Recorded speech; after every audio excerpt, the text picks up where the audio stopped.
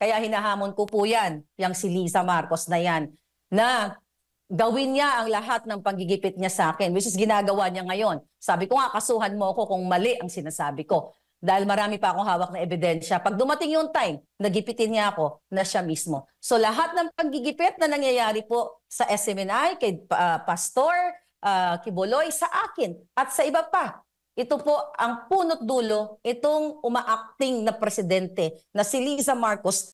Hello mga kabibig! Welcome back sa ating bagong YouTube channel. Ito ang pinakamaingay na YouTuber sa balat ng YouTube.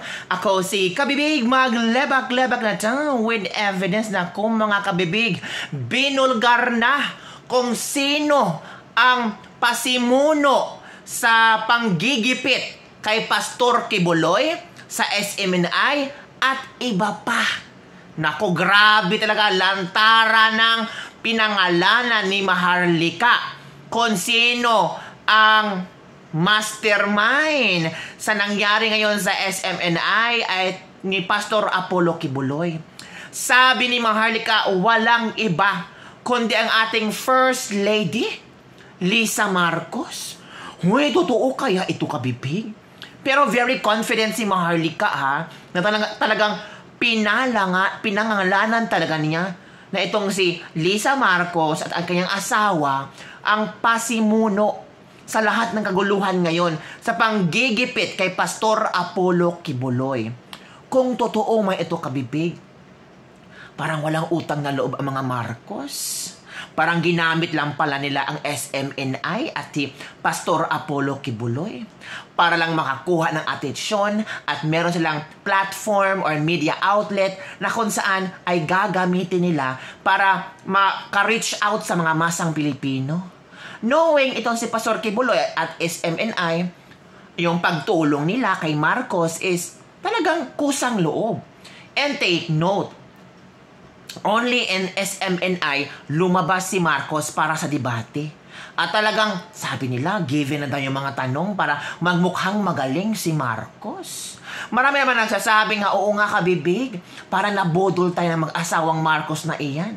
Sabi ng iba, ha, baka itong ginagawang rally ng mga membro ni Pastor Kibuloy ay siyang maging hudyat ng pagbagsak ng gobyerno ni Marcos. Ang sanghudyat na ma-impeach si Marcos. Hinay-hinay ang movement ng mga supporters ni Pastor Apollo Kibuloy, pero we don't know.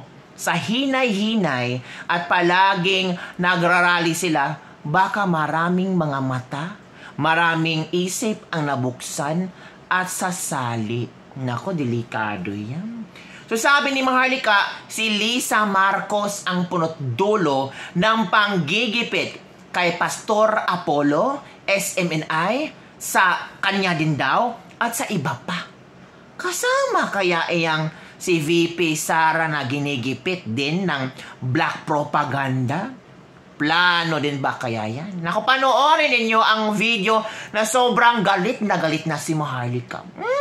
Watch this video.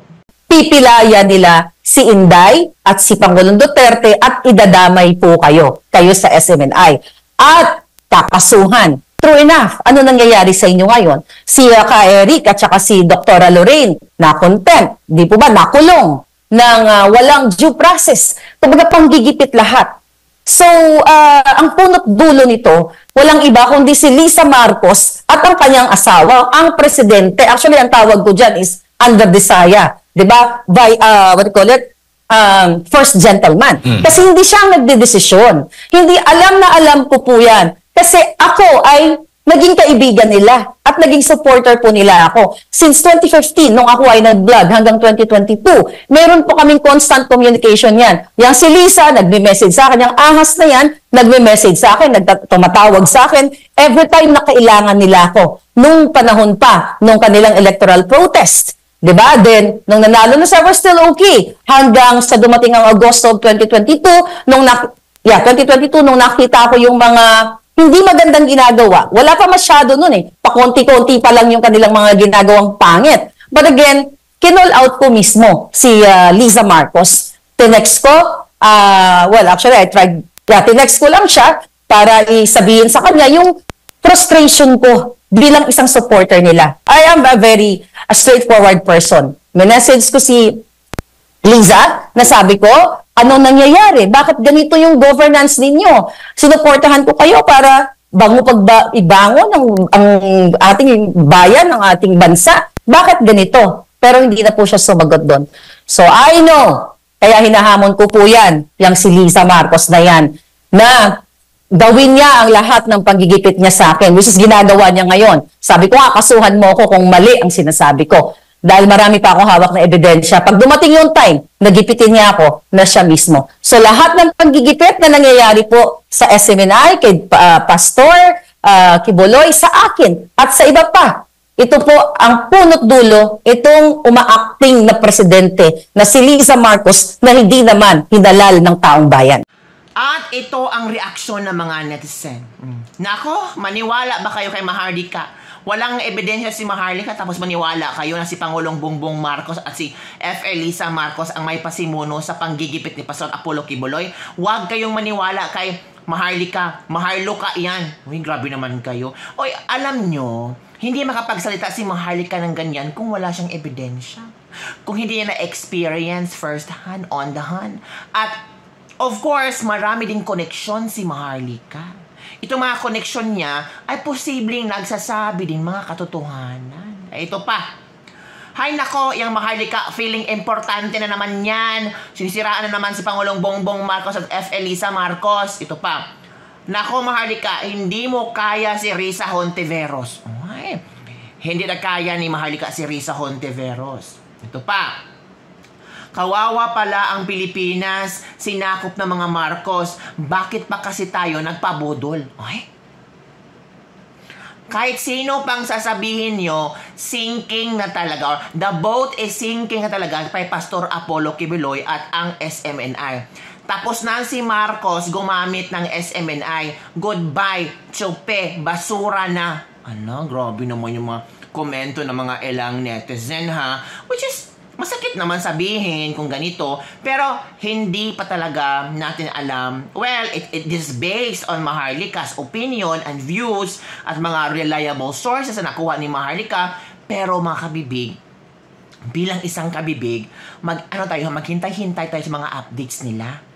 Magkichismis lang tayo. At dapat sa ating pagkachismiyosa, make sure may mga ebidensya tayo like dito ang ginawa ni Maharlika.